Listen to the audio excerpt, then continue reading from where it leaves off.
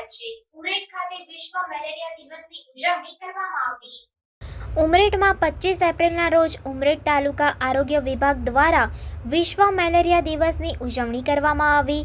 Umreth PSC centre દ્વારા ઉમરેઠના વિવિધ વિસ્તારોમાં મેલેરિયા વિશે પ્રજાને જાગૃત કરવા એક સુંદર રેલીનું આયોજન કરવામાં આવેલ। ઉમરેઠના વિવિધ વિસ્તારોમાં રેલી દ્વારા પ્રજાજનોને વિશ્વ મેલેરિયા દિવસે પોતાના ઘરોની અંદર કઈ રીતે સાફ સફાઈ કરવી તેનું માર્ગદર્શન આપવામાં આવેલ।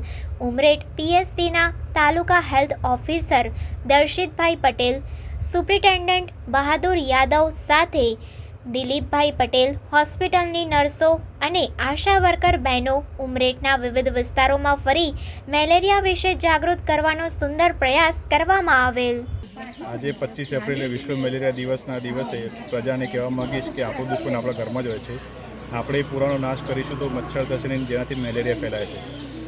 આરોગ્ય સ્ટાફ દર મંગળવારે તમારા ઘરે આવશે ડ્રાય ડે તરીકે, જ્યાં મચ્છરો પૂરા મૂકતા હોય ત્યાં એ બધા સાધનો ખાલી કરી, પાણી ખાલી કરી અને પૂરા કરવાના।